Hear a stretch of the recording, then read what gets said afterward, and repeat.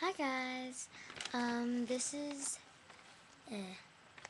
Zibajabakur, and yes, I am in a different room. As you can see, there are polar bears in a picture. Yeah, I'm just gonna tell you this, in Massachusetts. Yeah, right now, at my grandma's house.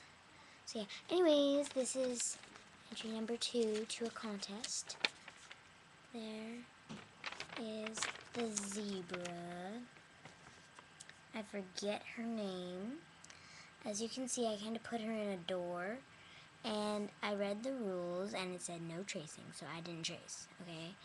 And actually what I did for the tail here, is I actually kind of put some stripes in it itself, and did a light color to still make it black.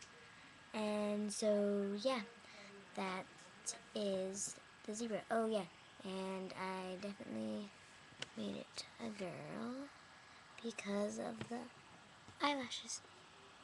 There, eyelashes. Okay, well, it's not very colorful, but it's in a door. I think it's pretty. Tell me what you think, and that's all. Bye.